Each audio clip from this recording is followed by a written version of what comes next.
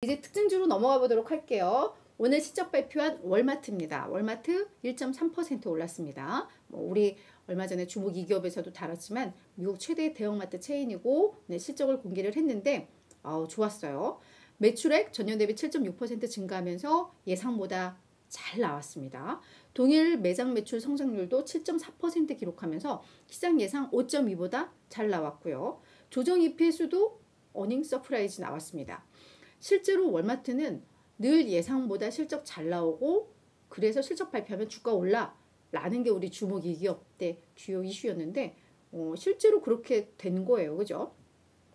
다만 그리고 그때 나왔던 얘기 중에 아마 월마트가 이번에 실적 발표하면서 연간 조정 EPS 가이던스 상향 조정할 거야 라고 했는데 그것도 딱 이루어졌어요. 그러니까 전문가들 아마 사전에 열심히 분석하고 보고하고 사람들 만나고 하면서 이런 결론을 내지 않았을까 싶은데 실제로 시장 컨센서스 수준으로 연간 조정 EPS 상향 조정을 했습니다. 여기까지도 잘 합격품이 나왔어요.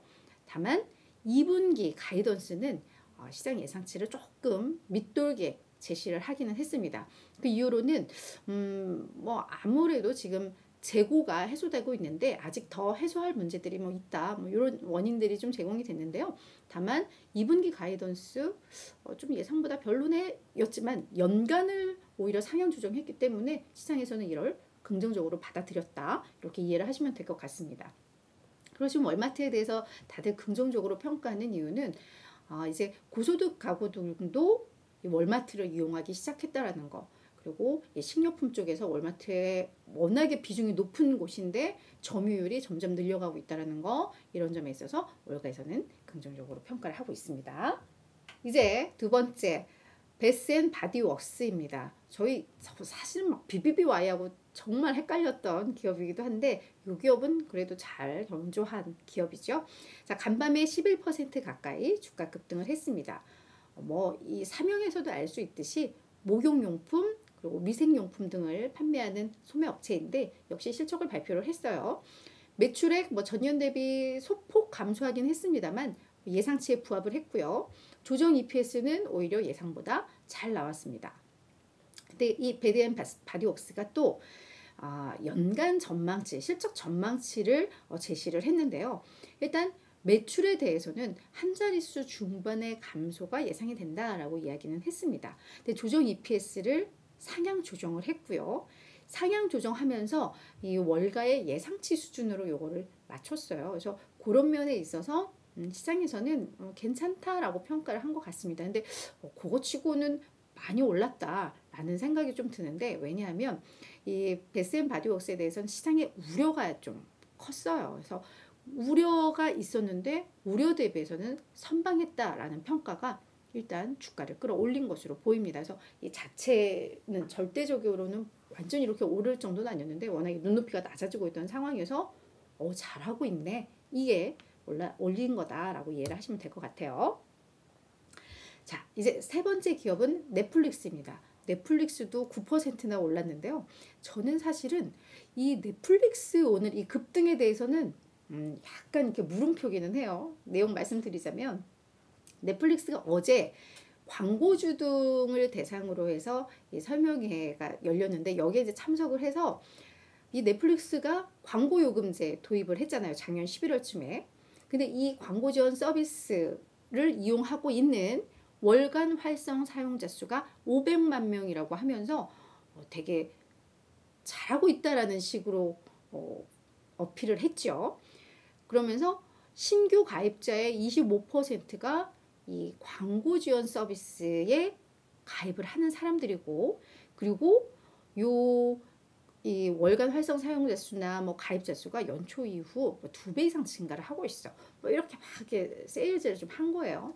근데 사실은 월가에서는 글쎄라는 평가를 하고 있습니다. 왜냐하면 넷플릭스가 내부적으로 그 목표를 설정을 했을 거 아니에요. 근데 그 목표에 사실은 이 월간 활성 사용자 수가 부족한 그런 감도 있고, 그리고 사실 중요한 거는 유료 구독자, 돈을 내는 구독자가 몇 명이야가 사실 중요할 텐데 그거는 공개를 하지 않은 거예요. 그러니까 이 월간 활성 사용자 수를 하면은 아직까지 계정 공유되고 있잖아요. 그래서 공유하면서 그냥 그거 이용하면서 보는 사용자까지 다 포함이니까 우리가 생각하는 것보다 조금 더 크게 볼 수 있는 그런 국면이죠. 그래서 그런 걸 고려를 하면 넷플릭스 주가가 오늘 많이 급등한 거는 일정 부분 시장의 영향을 좀 받았다. 긍정적인 시장의 영향을 좀 받은 것 같다라는 판단이 좀 듭니다. 그래서 그런 점에 있어서 어제 타겟도 제가 말씀드리면서 타겟 주가가 2% 올랐는데 실적을 보면 이렇게 올릴 수 있었나? 이거 그냥 시장 분위기인 것 같아요 라고 말씀드렸는데 실제로 오늘 주가 4% 하락을 했거든요. 그래서 그것처럼 넷플릭스도 일단은 뭐 월간 활성 사용자 수가 500만 명이니 뭐 2배 이상 늘었다니 이것만 딱 타이틀만 보면 이거 되게 좋은 소식 같아 라고 해서 이게 주가가 급등할 수 있었지만 막상 진짜 까서 하나하나 보다 보면 글쎄 라는 생각도 좀 들어요. 그래서 넷플릭스는 오늘은 조금 오버페이스였다라는 개인적으로는 뭐 그렇게 판단을 좀 하고는 있습니다. 자, 마지막은 램버스입니다. 램버스도 10% 가까이 급등하면서 52주 신고가 기록을 했습니다. 메모리 반도체 지적재산권 업체인데요. 이 기업에 대해서 제플리스가 투자 의견 상향 조정을 했습니다. 종전 보유에서 매수를 높였고요. 목표 주가도 45달러에서 65달러로 44%나 상향 조정을 했습니다.